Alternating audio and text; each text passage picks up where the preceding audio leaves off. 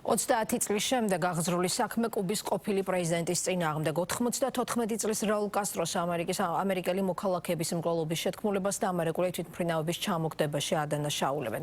წარდგენ ლიბრალი სამუდამო პატიმრობას ითვალისწინებს. საქმე ეხება 1996 წელს მომხდარ შემთხვევას, როცა კუბის სამხედრო ავიაციამ ორი სამოქალაქო თვითმფრინავი ჩამოაგდო. დაიღუპა 4 ადამიანი. კასტრო აქ საკუთარი ნებით ან სხვა გზით აღმოჩნდება ეს სიტყვები ამერიკელ პროკურორს ეკუთვნის. კუბის მოქმედი პრეზიდენტი ამბობს, რომ ამერიკა კუნძულზე შესაძლო თავდასხმისთვის ახლა ნიატაკს ამზადებს. კასტროსთვის ბრალის წაყენებამდე დონალდ ტრამპმა კუბაში რეჟიმის შეცვლა მოითხოვა და მთავრობა კორუმპირებულად გამოაცხადა. ეკონომიკურ კრიზისში მყოფი კუბა და ისედაც რთული ურთიერთობის ყველაზე მწვავე ფაზა. მოუწევს თუ არა კასტროს ამერიკული მართლმსაჯულების წინაშე წარდგომა და იქნება თუ არა ვენესუელას შემდეგ კუბა, რაც ამერიკის პრეზიდენტმა ცოტა ხნის წინ უკვე დაანონსა. თაკო მუშკოდიანი დეტალებით. დონალდ ტრამპის თეთრ სახლში დაბრუნების შემდეგ ცოტა ადამიანს თუ წარმოედგინა, რომ მოვალურ კაბინეტში მიცემული ხშირად არარეალური დაპირებები ერთ დღეს რეალობად იქცეოდა. მსოფლიოში ცოტა ადამიანი მიიჩნევდა სერიოზულად იმ შესაძლებლობას, რომ ტრამპი ვენესუელას ყოფილ პრეზიდენტს ნიკოლას მადუროს საკუთარი ქვეყნიდან მოიტაცებდა.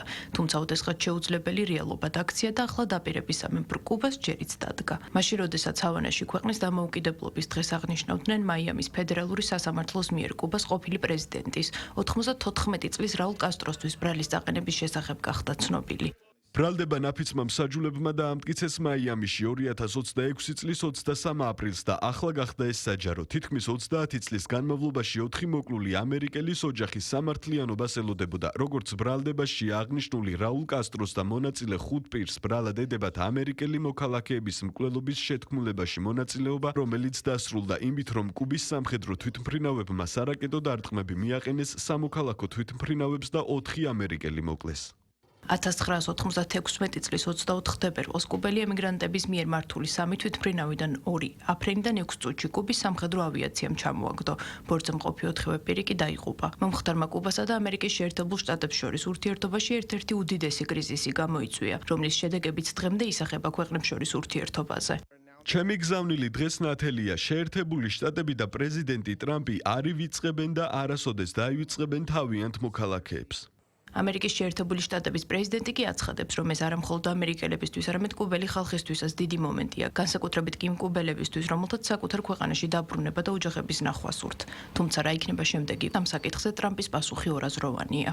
ეს წარუმატებელი ერია, თქვენ ამას ხედავთ, ის ინგრევა, მათ ნავთობი არ აქვთ, ასე რომ ამას უბრალოდ ვერ გეტყვით, მაგრამ ჩვენ იქ დასახმარებლად ვართ. კუბა ჩვენს მხედველობაშია, ეს ძალიან მნიშვნელოვანია. ბევრი პრობლემაა უკვე წლებია, ვფიქრობ, რომ ეს დიდი და მნიშვნელოვანი დღეა. ჩვენ მათ დავეხმარებით, მათ არ აქვთ საკვები, ელექტროენერგია, მაგრამ ყავთ საოცარი ხალხი და ვნახოთ, რა მოხდება, ჩვენ კუბას ვათავისუფლებთ. ჰავანაში კი აცხადებენ, რომ ისტორიული სიმართლე და ფაქტები არის ის, რომ ქვეყანა საკუთარი უსაფრთხოებისა და სუვერენიტეტის დაცვით მოქმედებდა 1996 წელს და მთელი ამ პერიოდის განმავლობაში. ეს ბრალდება დამატებით საფრთხეს შეიცავს, რადგან ცნობილია შეერთებული შტატების ბნელი პრაქტიკის შესახებ, რომელიც ამგვარი ბრალდებების გამოყენებას სუვერენული სახელმწიფოების წინააღმდეგ სამხედრო მოქმედებების მიზნით ახორციელებს. ნათელი უნდა იყოს, რომ კუბაში თანამებრძოლების წინააღმდეგ ამ საბაბის გამოყენების ნებისმიერი მცდელობა კუბელი ხალხის მხრიდან სასტიკ წინააღმდეგობას წააწყდება. აი რისი თქმა შემიძლია ამ ბრალდებებთან დაკავშირებით.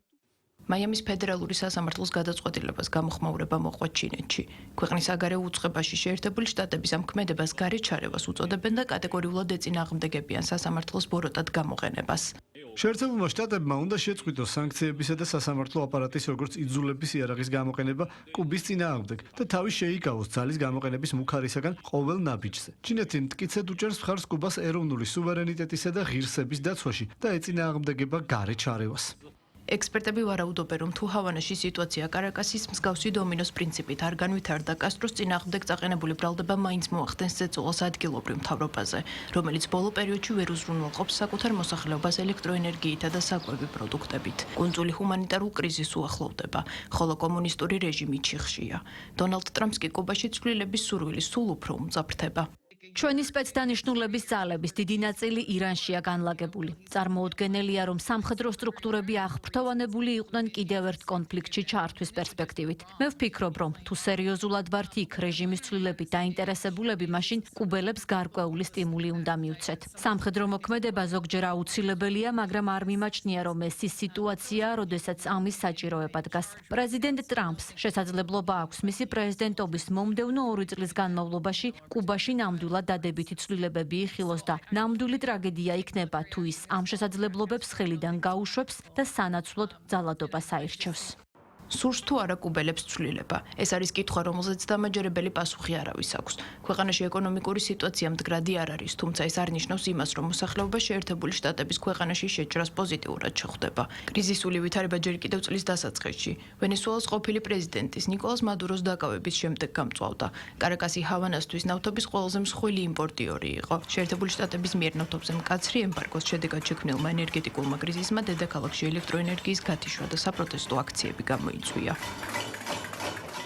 მაიამის სასამართლოში კი კასტროს საკუთარი ნებით მისვლას ელოდებიან. წინააღმდეგ შემთხვევაში კი არ გამორიცხავენ სხვა მეთოდების გამოყენებას მისი მისაყვანად. შესაძლოა მსოფლიო ნიკოლას მადუროს დაკავების მსგავსი ოპერაციის მოწმე კიდევ ერთხელ გახდეს. ამ შემთხვევაში კი ბრალდებულის სკამზე 94 წლის რაულ კასტრო იჯდება.